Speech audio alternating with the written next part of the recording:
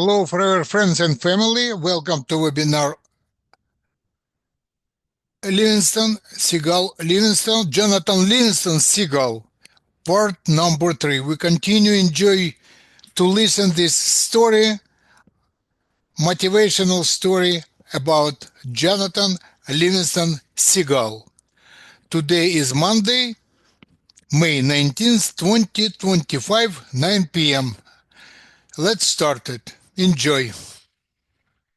If you wish, Chang said, till you can fly the past and the future. And then you will be ready to begin the most difficult, the most powerful, the most fun of all.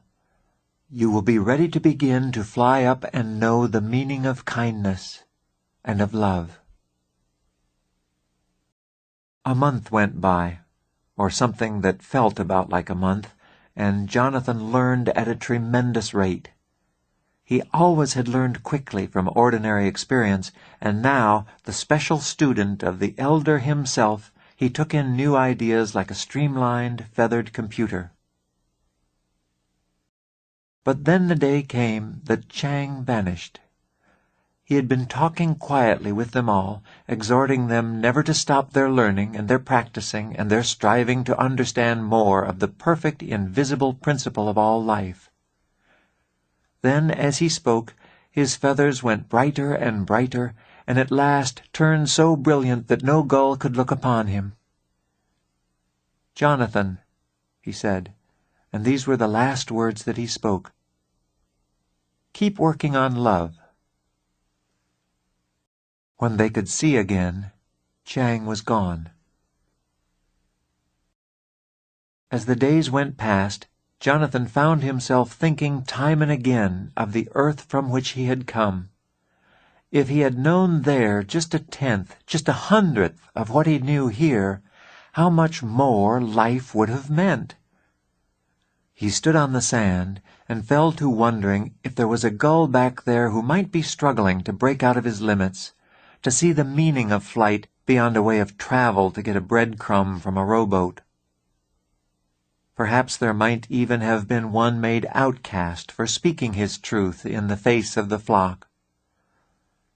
And the more Jonathan practiced his kindness lessons, and the more he worked to know the nature of love, the more he wanted to go back to earth.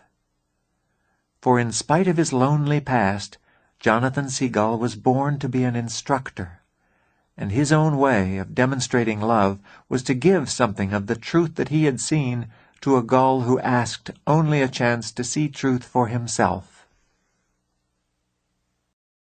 Sullivan, adept now at thought-speed flight and helping the others to learn, was doubtful.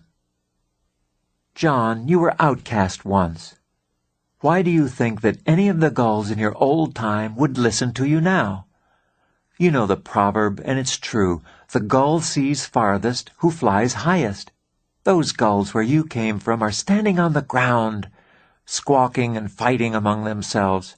They're 1,000 miles from heaven, and you say you want to show them heaven from where they stand? John, they can't see their own wingtips. Stay here. Help the new gulls here, the ones who are high enough to see what you have to tell them." He was quiet for a moment, and then he said, "What if Chang had gone back to his old worlds? Where would you have been today?" The last point was the telling one, and Sullivan was right. The gull sees farthest who flies highest. Jonathan stayed and worked with the new birds coming in, who were all very bright and quick with their lessons.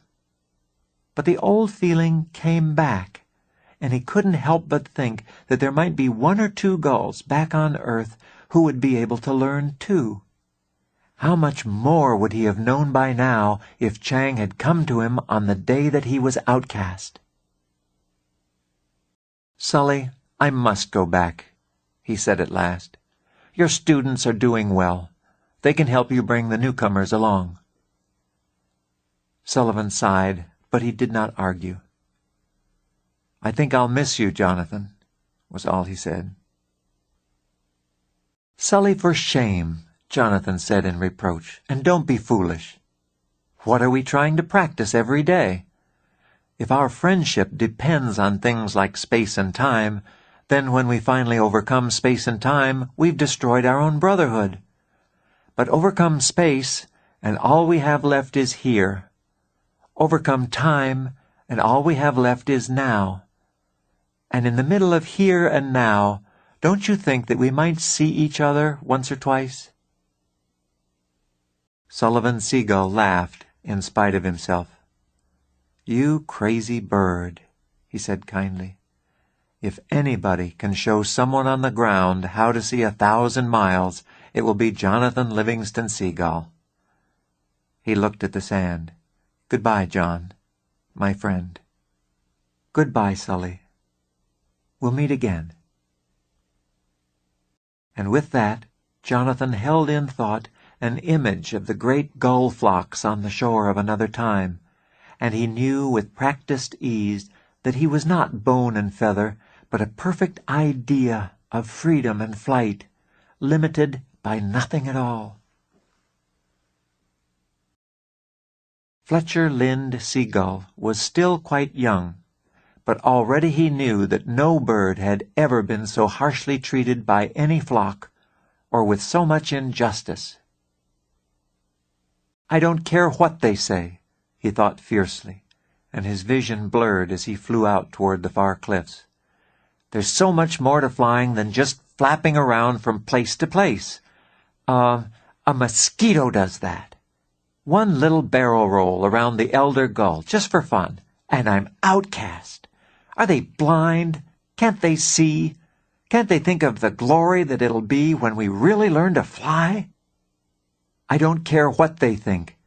I'll show them what flying is. I'll be pure outlaw if that's the way they want it, and I'll make them so sorry." The voice came inside his own head, and though it was very gentle, it startled him so much that he faltered and stumbled in the air. "Don't be harsh on them, Fletcher Seagull. In casting you out, the other gulls have only hurt themselves, and one day they will know this, and one day they will see what you see.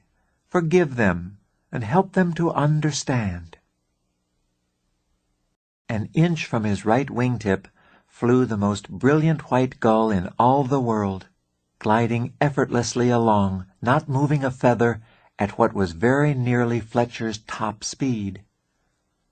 There was a moment of chaos in the young bird. "What's going on? Am I mad? Am I dead? What is this?" Low and calm, the voice went on within his thought, demanding an answer. "Fletcher Lind Seagull, do you want to fly?" "Yes, I want to fly." "Fletcher Lind Seagull, do you want to fly so much that you will forgive the flock and learn and go back to them one day and work to help them know?" There was no lying to this magnificent, skillful being, no matter how proud or how hurt a bird was Fletcher Seagull. "I do," he said softly. Then Fletch, that bright creature, said to him, and the voice was very kind, "Let's begin with level flight."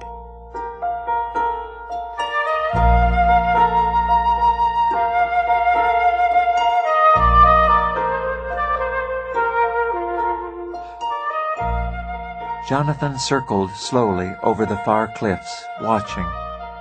This rough young Fletcher gull was very nearly a perfect flight student. He was strong and light and quick in the air, but far and away more important, he had a blazing drive to learn to fly. Here he came this minute, a blurred gray shape roaring out of a dive, flashing 150 miles per hour past his instructor. He pulled abruptly into another try at a 16-point vertical slow roll, calling the points out loud. 8, 9, 10. See, Jonathan, I'm running out of airspeed. 11. I want good sharp stops like yours. 12. But blast it, I just can't make 13. These last 3 points without 14. Fletcher's whipstall at the top was all the worse for his rage and fury at failing. He fell backward, tumbled, slammed savagely into an inverted spin, and recovered at last, panting, 100 feet below his instructor's level. "You're wasting your time with me, Jonathan. I'm too dumb. I'm too stupid. I try and try, but I'll never get it." Jonathan Seagull looked down at him and nodded. "You'll never get it for sure as long as you make that pull-up so hard. Fletcher, you lost 40 miles an hour in the entry. You have to be smooth. Firm but smooth, remember?" He dropped down to the level of the younger gull.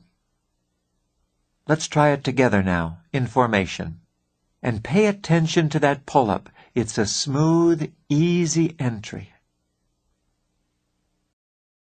By the end of 3 months, Jonathan had 6 other students, outcasts all, yet curious about this strange new idea of flight for the joy of flying.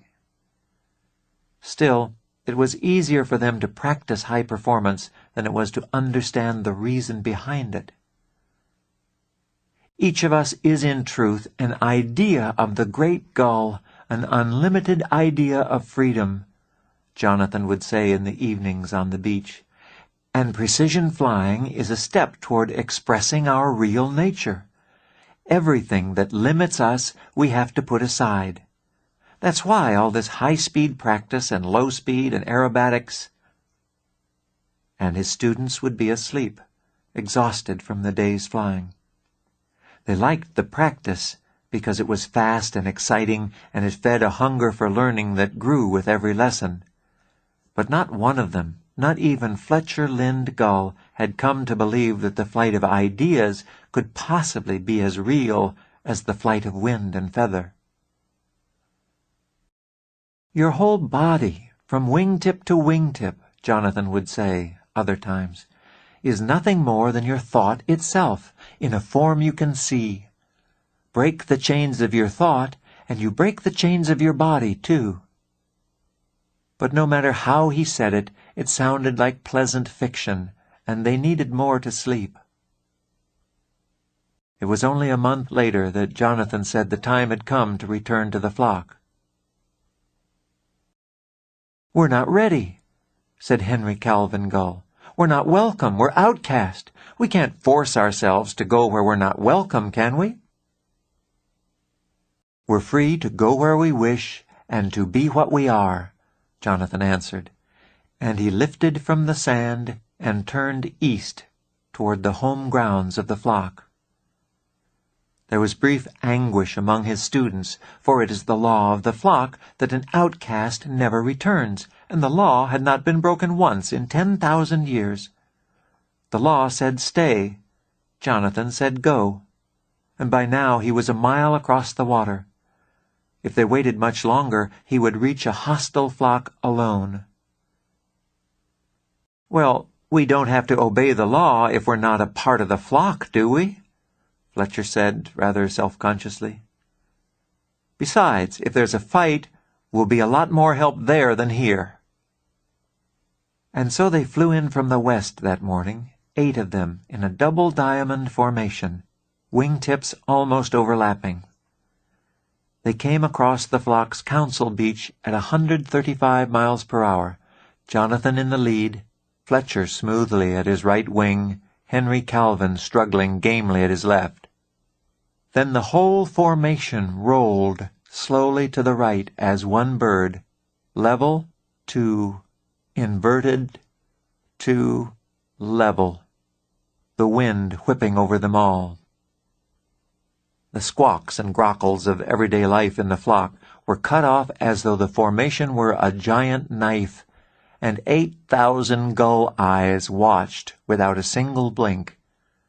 One by one, each of the 8 birds pulled sharply upward into a full loop, and flew all the way around to a dead-slow stand-up landing on the sand. Then, as though this sort of thing happened every day, Jonathan Seagull began his critique of the flight.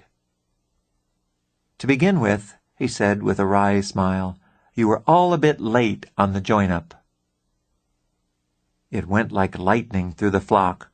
Those birds are outcast, and they have returned, and that can't happen." Fletcher's predictions of battle melted in the flock's confusion. "Well, sure, okay, they're outcast," said some of the younger gulls. "But hey, man, where did they learn to fly like that?" It took almost an hour for the word of the elder to pass through the flock. Ignore them. The gull who speaks to an outcast is himself outcast.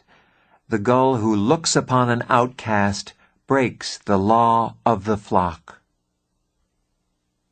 Gray-feathered backs were turned upon Jonathan from that moment onward, but he didn't appear to notice. He held his practice sessions directly over the council beach, and for the first time began pressing his students to the limit of their ability. "Martin Gull," he shouted across the sky, "you say you know low-speed flying. You know nothing till you prove it. Fly!" So quiet little Martin William Seagull, startled to be caught under his instructor's fire, surprised himself and became a wizard of low speeds. In the lightest breeze he could curve his feathers to lift himself without a single flap of wing from sand to cloud and down again. Likewise, Charles Roland Gull flew the great mountain wind to 24,000 feet, came down blue from the cold thin air, amazed and happy, determined to go still higher tomorrow. Fletcher Seagull, who loved aerobatics like no one else, conquered his 16-point vertical slow roll, and the next day topped it off with a triple cartwheel, his feathers flashing white sunlight to a beach from which more than one furtive eye watched. Every hour Jonathan was there at the side of each of his students, demonstrating, suggesting, pressuring, guiding. He flew with them through night and cloud and storm for the sport of it, while the flock huddled miserably on the ground. When the flying was done, the students relaxed on the sand, and in time they listened more closely to Jonathan. He had some crazy ideas that they couldn't understand, but then he had some good ones that they could. Gradually, in the night, another circle formed around the circle of students, a circle of curious gulls listening in the darkness for hours on end, not wishing to see or be seen of one another, fading away before daybreak. It was a month after the return that the first gull of the flock crossed the line and asked to learn how to fly. In his asking, Terence Lowell Gull became a condemned bird, labeled outcast, and the 8th of Jonathan's students. The next night, from the flock, came Kirk Maynard Gull, wobbling across the sand, dragging his left wing to collapse at Jonathan's feet. "Help me," he said very quietly, speaking in the way that the dying speak. "I want to fly, more than anything else in the world." "Come along, then," said Jonathan.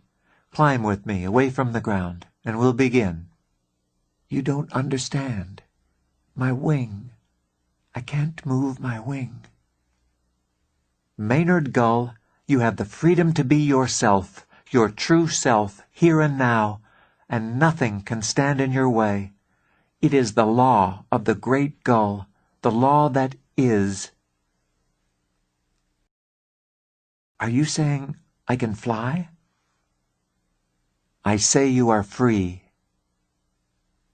As simply and as quickly as that, Kirk Maynard Gull spread his wings effortlessly and lifted into the dark night air. The flock was roused from sleep by his cry, as loud as he could scream it from 500 feet up. "I can fly! Listen! I can fly!" By sunrise, there were nearly 1,000 birds standing outside the circle of students, looking curiously at Maynard. They didn't care whether they were seen or not, and they listened, trying to understand Jonathan Seagull. He spoke of very simple things, that it is right for a gull to fly, that freedom is the very nature of his being, that whatever stands against that freedom must be set aside, be it ritual or superstition or limitation in any form. "Set aside," came a voice from the multitude, "even if it be the law of the flock." "The only true law is that which leads to freedom," Jonathan said. "There is no other." "How do you expect us to fly as you fly?" came another voice. "You are special and gifted and divine, above other birds." "Look at Fletcher, Lowell, Charles Rowland, Judy Lee. Are they also special and gifted and divine? No more than you are, no more than I am. The only difference, the very only one, is that they have begun to understand what they really are and have begun to practice it." His students, save Fletcher, shifted uneasily. They hadn't realized that this was what they were doing. The crowd grew larger every day, coming to question, to idolize, to scorn.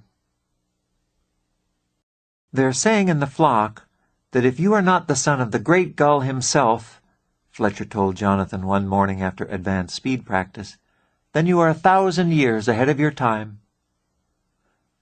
Jonathan sighed. The price of being misunderstood, he thought. They call you devil or they call you God. What do you think, Fletch? Are we ahead of our time? A long silence.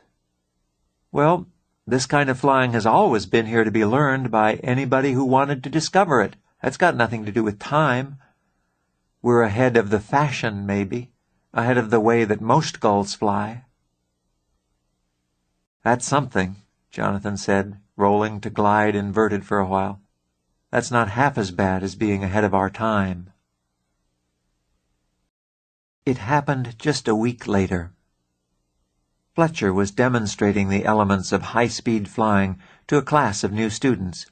He had just pulled out of his dive from 7,000 feet, a long gray streak firing a few inches above the beach, when a young bird on its first flight glided directly into his path, calling for its mother. With a tenth of a second to avoid the youngster, Jonathan Seagull snapped hard to the left at something over 200 miles per hour into a cliff of solid granite. It was, for him, as though the rock were a giant hard door into another world. A burst of fear and shock and black as he hit, and then he was adrift in a strange, strange sky, forgetting, remembering, forgetting, afraid and sad and sorry, terribly sorry. The voice came to him as it had in the first day that he had met Jonathan Livingston Seagull. "The trick, Fletcher, is that we are trying to overcome our limitations in order, patiently. We don't tackle flying through rock until a little later in the program." "Jonathan!" "Also known as the son of the great gull," his instructor said dryly. "What are you doing here? The cliff. Didn't I die?" "Oh, Fletch, come on. Think. If you are talking to me now, then obviously you didn't die, did you? What you did manage to do was to change your level of consciousness rather abruptly. It's your choice now. You can stay here and learn on this level, which is quite a bit higher than the one you left, by the way, or you can go back and keep working with the flock. The elders were hoping for some kind of disaster, but they're startled that you obliged them so well." "I want to go back to the flock, of course. I've barely begun with the new group." "Very well, Fletcher. Remember what we were saying about one's body being nothing more than thought itself?" Fletcher shook his head and stretched his wings and opened his eyes at the base of the cliff, in the center of the whole flock assembled. There was a great clamor of squawks and screes from the crowd when first he moved. "He lives! He that was dead lives!" "Touched him with a wingtip. brought him to life, the son of the great gull. No, he denies it. He's a devil. Devil, come to break the flock. There were 4,000 gulls in the crowd, frightened at what had happened, and the cry, "Devil," went through them like the wind of an ocean storm. Eyes glazed, beaks sharp, they closed in to destroy. "Would you feel better if we left, Fletcher?" asked Jonathan. "I certainly wouldn't object too much if we did." Instantly they stood together a half-mile away, and the flashing beaks of the mob closed on empty air. Why is it, Jonathan puzzled, that the hardest thing in the world is to convince a bird that he is free, and that he can prove it for himself if he'd just spend a little time practicing? Why should that be so hard? Fletcher still blinked from the change of scene. "What did you just do? How did we get here?" "You did say that you wanted to be out of the mob, didn't you?" "Yes, but how did you—" "Like everything else, Fletcher. Practice." By morning, the flock had forgotten its insanity, but Fletcher had not. "Jonathan, remember what you said a long time ago about loving the flock enough to return to it and help it learn?" "Sure. I don't understand how you manage to love a mob of birds that has just tried to kill you." "Oh, Fletch, you don't love that. You don't love hatred and evil, of course. You have to practice and see the real gull, the good in every one of them, and to help them see it in themselves. That's what I mean by love. It's fun when you get the knack of it. I remember a fierce young bird, for instance, Fletcher Seagull his name. Just been made outcast, ready to fight the flock to the death, getting a start on building his own bitter hell out on the far cliffs. And here he is today, building his own heaven instead, and leading the whole flock in that direction. Fletcher turned to his instructor, and there was a moment of fright in his eye. "Me leading? What do you mean, me leading? You're the instructor here. You couldn't leave. Couldn't I? Don't you think that there might be other flocks, other Fletchers, that need an instructor more than this one that's on its way toward the light?" "Me? John, I'm just a plain seagull, and you're—" "The only son of the great gull, I suppose." Jonathan sighed and looked out to sea. "You don't need me any longer. You need to keep finding yourself a little more each day, that real, unlimited Fletcher Seagull. He's your instructor.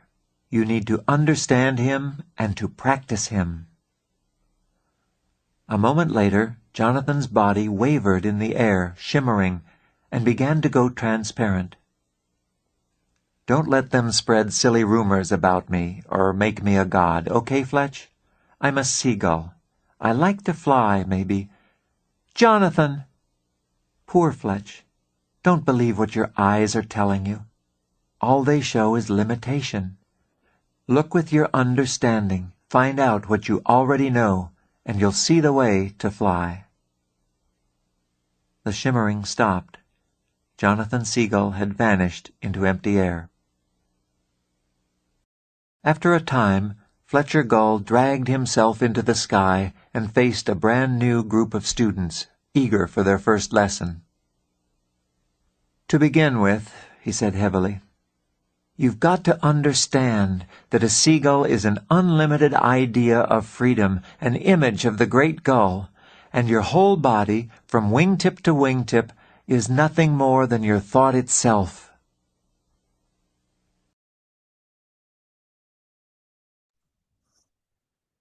And again, word freedom. Let's take a break right here. We have a big portion to cover today, and we have almost 30 minutes to go for next time. In the meantime, let me switch the screen and we continue our journey to watch other outstanding video by Darren Hardy. Please hold on.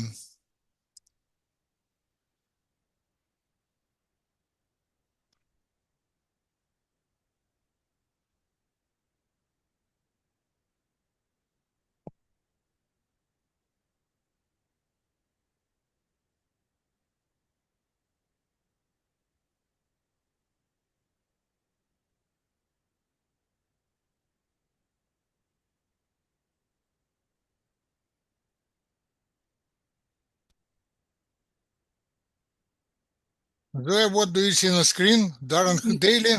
The Cup of Hardy. Excuse me? The Cup of Darren Hardy. Oh, okay, let's move. Let's start it. Thank you.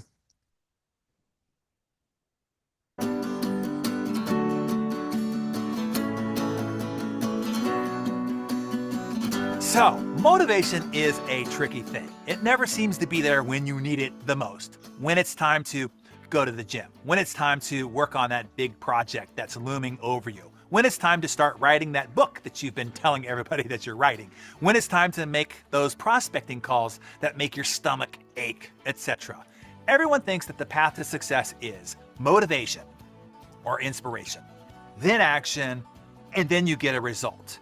You perpetually hear, you have to start with your why. Visualize your better future. Put pictures on your vision board. Do affirmations in the mirror or whatever. All those things with the purpose of getting yourself motivated and inspired so you'll do the thing that you need to do in order to get the results that you want. But here's the deal, okay? Motivation is fickle, it's unreliable, and it's unpredictable. And even if and when it finally does pay you a visit, it will quickly ghost you. Motivation is fleeting. So if you rely on motivation for action, you're doomed. And it's probably why you don't have the results that you want.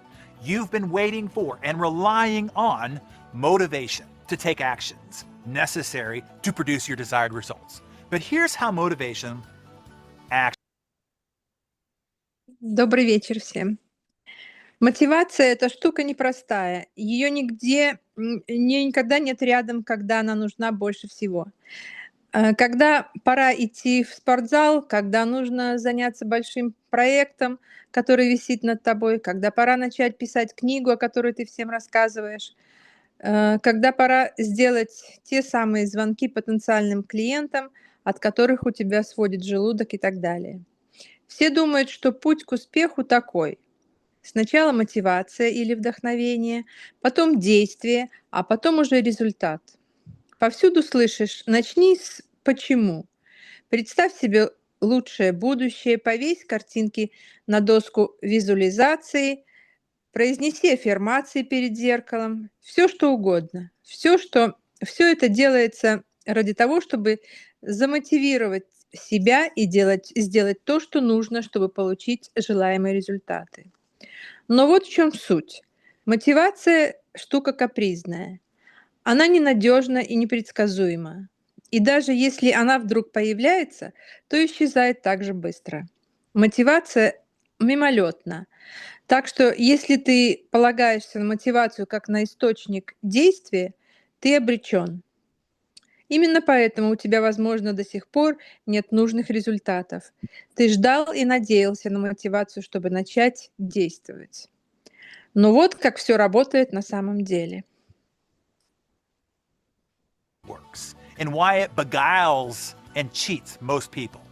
It's not motivation or inspiration, action, result. It's actually action, result, motivation, and inspiration. Motivation or inspiration comes from seeing results, and results only come from actions taken. We are motivated and inspired when we see the evidence of progress, when we see the results of our actions, which is why we have to act without motivation to actually gain motivation. It's twisted, right? But it's true. That is why Ralph Waldo Emerson wrote in his essay, Compensation, the law of nature is do the thing and you shall have the power. Do the thing and have the power. That means take action, then you shall have the power of motivation. Not wait till you have the power, then do the thing. Not vision board, chant affirmations, visualize your reasons why to get the power so that you can do the thing. At the end, Но вот как все работает на самом деле и почему мотивация обманывает большинство людей. Правильная последовательность не мотивация, а потом действие и результат, а наоборот, действие, потом результат и приходишь к мотивации или вдохновению. Мотивация и вдохновение приходят, когда ты видишь результат, а результат появляется только после действий. Мы чувствуем мотивацию, когда видим доказательства прогресса, когда видим плоды наших усилий. Именно поэтому сначала нужно действовать, даже без мотивации, чтобы потом ее обрести. Это звучит странно, но это правда. Вот почему Ральф Уолдо Эмерсон написал в своем эссе «Компенсация». «Сделай дело, и тогда обретешь силу». То есть сначала действуй, тогда у тебя появится сила, мотивация. Не жди силы, чтобы начать действовать. Не строй доску визуализации, не читай аффирмации, не визуализируй свои причины, чтобы обрести силу и затем начать. В конце цитаты Эмерсона говорится: «А те, кто не делает дела, не имеют силы». end of Emerson's quote of do the thing and you shall have the power is, but they who do not the thing have not the power. Meaning no action, no result. No power, no motivation. So write this down. Action precedes motivation. Action precedes inspiration. As Harvard psychologist Jerome Bruner put it, you are more likely to act yourself into feeling than feeling yourself into action. So here's the trick to motivating yourself. Act. And the big secret here is it doesn't have to be a big action. Any little action will do. Just break inertia. The hardest part of any task or project or discipline is starting. The actual task, project, or discipline is actually not that hard. Starting that task or project or discipline is what's so freaking hard. So just act small. Once you break inertia, forward progress kicks in, the evidence of progress becomes visible, and the motivation or inspiration magically shows up. I am never motivated to work out. Some people really like working out. I do not. Never have. There's not been a single day of my life where I have looked forward to working out. Every time I think about the prospect of working out, all I can think of is, ha! But I still work out at least 4 days a week and have for my entire life since I was 13 years old. Consistently. How? When it's time to work out and I think, huh, I just take one small action. What I don't do is try to convince myself to get excited or be motivated to work out. No. If I did, I'd never do it. Instead, I just take one small action of putting on a hat, then loading up my podcast app for what I'll be listening to, grabbing my headphones, and walking out the door. Once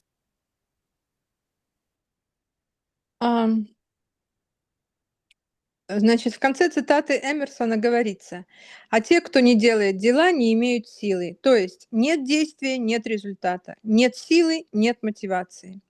Поэтому запиши себе: действие предшествует мотивации, действие предшествует вдохновению. Как сказал психолог из Гарварда Джером Брунер, скорее ты придешь к чувству через действие, чем к действию через чувство. Так в чем же секрет мотивации? Очень просто. Просто действуй.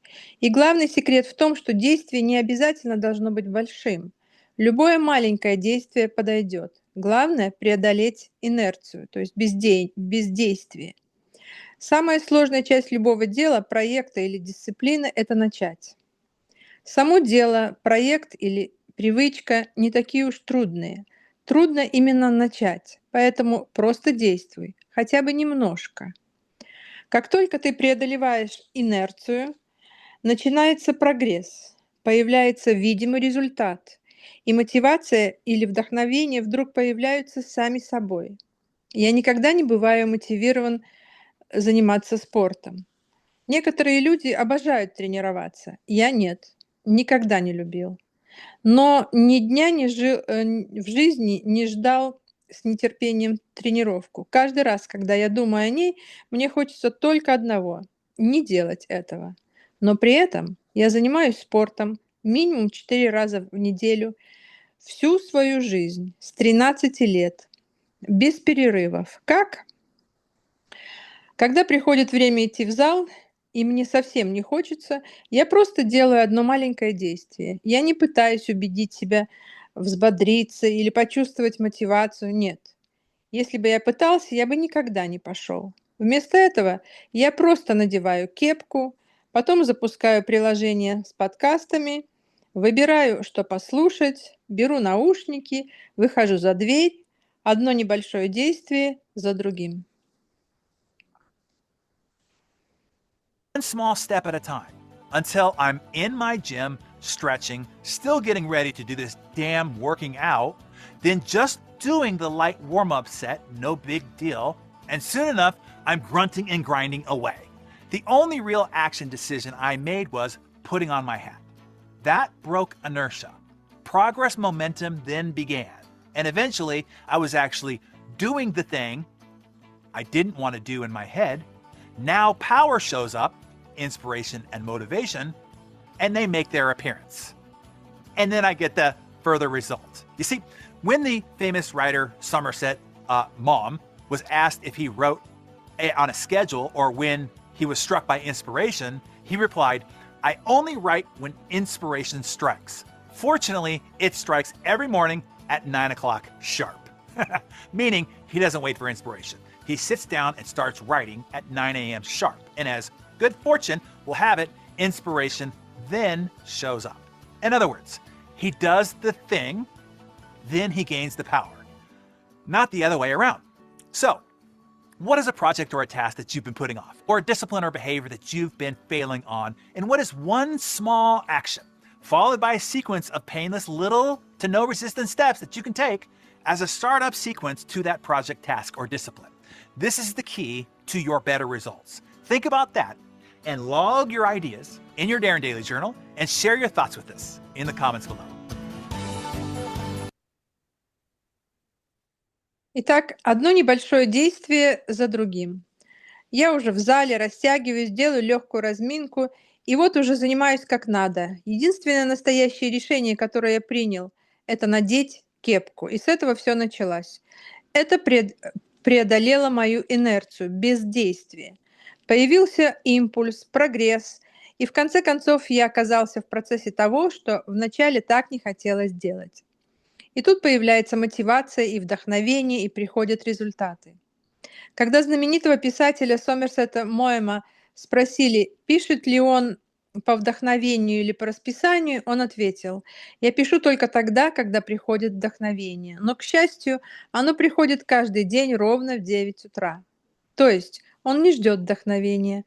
Он садится писать в 9, и как по волшебству вдохновение появляется. Другими словами, сначала делай дело, и сила придет, а не наоборот. Так вот, какой проект, задача или привычка у тебя постоянно откладываются на потом? Что ты избегал делать? Подумай, какое одно маленькое действие, за которым можно добавить еще пару простых действий, не вызывающих сопротивления и шагов, ты можешь сделать, чтобы начать. Это и есть ключ к твоим лучшим результатам. Подумай об этом, запиши идеи в свой ежедневник Darren Daily и поделись мыслями в комментариях. Спасибо. Zoe, thank you very much for your outstanding, excellent translation from English to Russian. I hope everybody knows what to do next time if you are not motivated. Just to put your head on.